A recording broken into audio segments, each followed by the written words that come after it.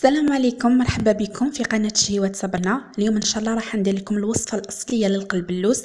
يخرج احسن من تاع المحلات. على القليله هذا على بالك المكونات اللي فيه، يعني يخرج رائع نفس اللي تشروه برا. هذه وصفه اصليه علمتها لي ما ربي يطول في عمرها. ما تنساوش تشتركوا في قناتي وتدعموني وتفعلوا الجرس باش يوصلكم كل جديد، وتابعوا جميع المراحل وان شاء الله راح تنجحوا فيه. نجوز الان للمقادير. اول حاجه راح نوجد الشربات اللي هي عباره على لتر ماء و500 غرام تاع السكر، نذوبهم في بعضهم ونحطهم على نار هاديه. غير يبدا يغلي نحسب له 20 دقيقه ونطفي عليه ونضيف له كاس صغير تاع ماء زهر. نحضرها ليله من قبل باش تبرد لي. بالنسبه لعجين القلبلوس عندي هنا سميد خشين كما راكم تلاحظوا. راح نقسم هذا الكاس يرفد 60 غرام. هذا الكاس راح نستعمل 10 كيسان تاع سميد خشين و5 كيسان تاع السكر. بنفس الكاس اللي نقيس به السميد نقيس به السكر، وبنفس هذا الكاس راح نقيس 3 كيسان تاع الماء الزهر. اذا هذا الكاس اللي راح نستعمله في الكيل ديالي. الان خلطت السكر مع السميد. راح نضيف مغرفه صغيره تاع القرفه وندلكهم في يدي مده 10 دقائق باش ندوب السكر في السميد تاعي. بعد ما دلكتهم راح نبدا نضيف ماء الزهر. قلت لكم 3 كيسان. راح نضيف الكاس الاول فقط. الطريقه اللي ندير بها الماء الزهر هي اني ما نعجنش، فقط نفتل، يعني بصبعتي برك نفتل ونحاول ندخل الماء الزهر الكامل السميد ونشمخ كامل العجين ديالي. راح نفتلو فقط وما تلموهش لانه انا راح نسحقه مرمل. بهذه الطريقه نضيف الكاس الثاني. هاد الوصفه إلا تبعتوا الخطوات راح تنجحوا فيها إن شاء الله، خاصة المغتربات. كما نعرفوا يعني في الدول الأجنبية القلبلوس غالي لتما، على ديريه في الدار. هذا الكاس الثالث راح نفتلو بهذه الطريقة وراح نخليه يرتاح المدة اللي وجد فيها الحشو ديالي. بالنسبة للحشو عندي هنا 3 كيسان صغار تاع الكاوكاو مرحي خشين شويه.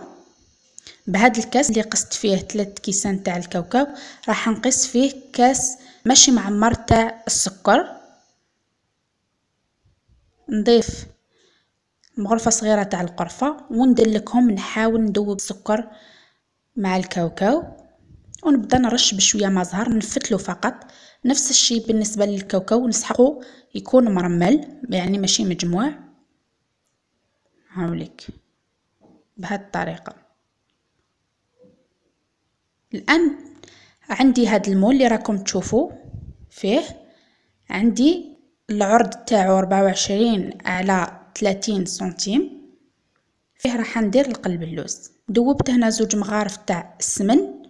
راح ندهن كامل المول تاعي او السنيوه ديالي من الاطراف والجوانب، وراح ندير نصف الكميه طبقه اولى. نفرشو فقط، ما راحش نبسطو، فقط نفرشو بهذا الشكل. نغطي كامل هذا كما راكم تلاحظوا هكذا فرشناه. نزيد نضيف الحشوه تاعي نفس الشيء، نفرشها فقط هكذا، ما نبسطش وما نعجنش.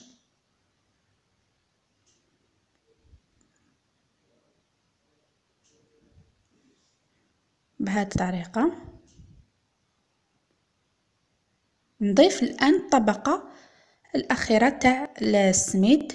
هنا راح نفرشها ونبسطها ونخبي كامل الكاوكاو، يعني ما نخليش كامل الكاوكاو يظهر لي. بهذا الشكل نغطي كامل الجوانب ونبسطهم مليح بهذا الشكل. الان راح نقطع قلب اللوز تاعي، راح نقطعه بالشكل طولي فقط، ما تقطعوش بالعرض، بالشكل طولي بهذا الشكل. والفور تاعي راني سخنته 180 درجه قبل، يعني 20 دقيقه قبل. راح ندخلو طيب انتي والفرن تاعك. انا الفرن تاعي يشعل من التحت وساعات ويشعل من الفوق. يشد لي ساعة و20 دقيقة، انتي وحسب الفرن تاعك. كي يطيب لك من التحت ويطيب لك من الفوق خلاص تنحيه بهذا الشكل. فقط نأكد انه القلب اللوز ما تقسميهش بالعرض، فقط بالطول. وراح نزينه باللوز كما راكم تلاحظوا، ما فيه حتى زيوت، ما فيه حتى سمن، غير فقط اللي دهناه من التحت. خلو لي سباس بين الحبه والحبه. هاوليك راح ندخلو الان يطيب مليح. قلت لكم يتحمر، كي تشوفوه تحمر من الجوانب تشعلوا له من الفوق يزيد يتحمر لكم من الفوق وتنحوه بهذا الشكل. راح ندخلو الان للفرن.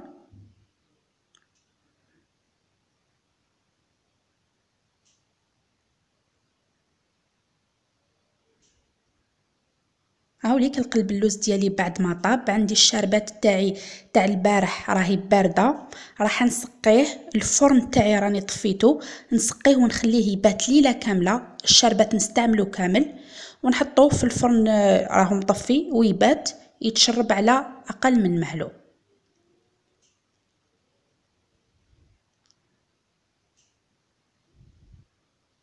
هاوليك بعد ما بات ليله كامله راح الان نقطعو بالعرض وتشرب لي مليح. قلت لكم الشربات هي يعني هي الصح كامل في القلب اللوز. الا تشرب القلب اللوز مليح يعني يخرج رائع. راح نقطعو ونوريه لكم في طبق التقديم ان شاء الله. هاوليك القلب اللوز ديالنا خرج معسل ورائع، ذوقه هايل. والله لدرجه انه احسن من تاع المحلات. قلت لكم على القليله على بالكم وشنو هي المكونات المستخدمه. ونفس الشيء لاخواتنا المغتربات يقدروا يديروه في الدار، يعني ما يشروهش غالي من برا، بمكونات بسيطه وناجح. بطبيعه الحال نقدموه مع الاتاي لرمضان ان شاء الله، نصوموه بالصحه والهنا. هذا القلب اللوز ناجح 100% اذا تابعتي جميع الخطوات. ويخرج يعني ذوق ورائحه بهذا الشكل. الان راح نقسم لكم باش تشوفوه الداخل كيفاه محشي ومرمل. هاوليك خفيف تعسل وخدا وقته، يعني شرب الشربات حتى خرج لي معسل هايل.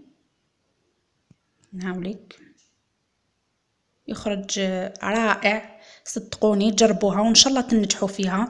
ان شاء الله تكون عجبتكم هذه الوصفه.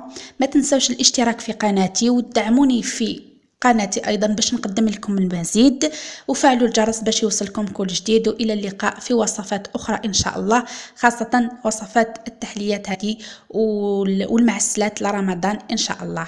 الى اللقاء.